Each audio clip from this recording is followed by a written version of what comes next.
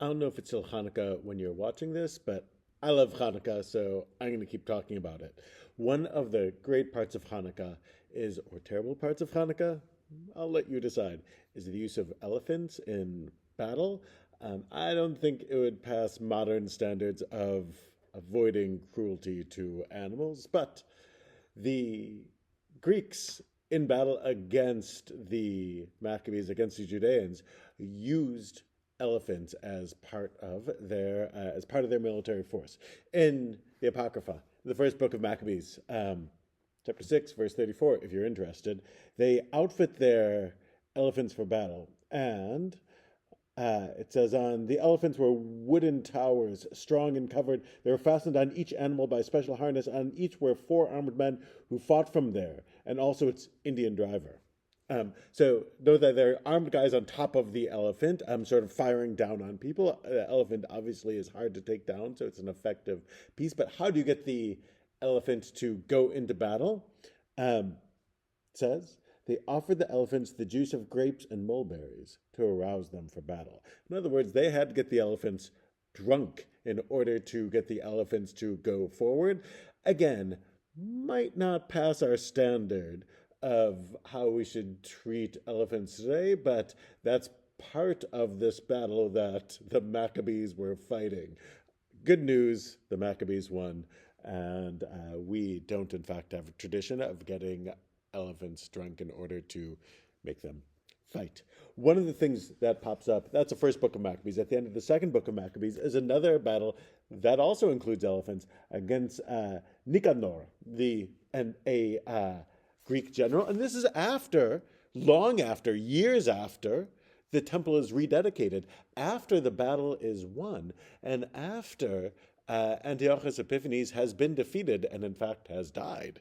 And long after, there is still some bubbling up of people trying to knock the Maccabees out of power and take down the temple again. Nicanor has somebody who wants to be high priest and says that if you don't make me high priest, I'm going to tear down this temple, the temple that's just been rededicated, and build one to the Roman gods in the meantime, Greek gods in the meantime. So this battle is won against Nicanor again, and at the end of the second book of Maccabees, it says that that he's defeated in battle. His head is cut off. They bring the head to the temple, and they all look to heaven, bless the Lord who had manifested himself, saying, blessed is the one who has kept his own place undefiled. In other words, that the temple didn't have to go through the whole defiling and rededication thing again. Judah Maccabees hung Nicanor's head from the citadel, a clear and conspicuous sign to everyone of the help of the Lord. And they all decreed by public vote never to let this day go unobserved, but to celebrate the 13th day of the 12th month, which is called Adar in the Aramaic language, the day before Mordechai's day.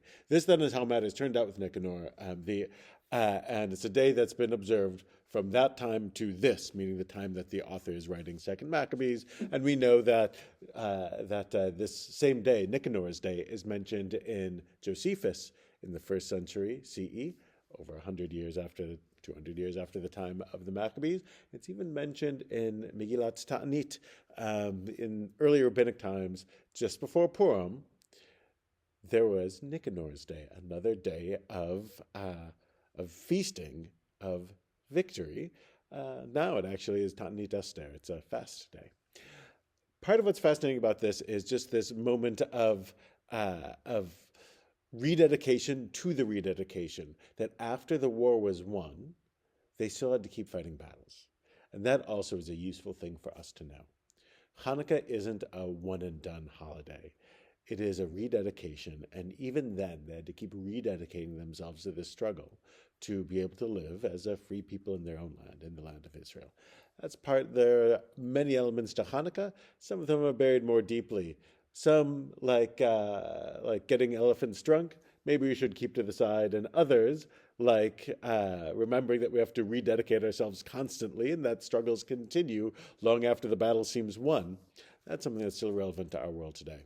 Have a happy Hanukkah and a happy New Year. Shabbat Shalom.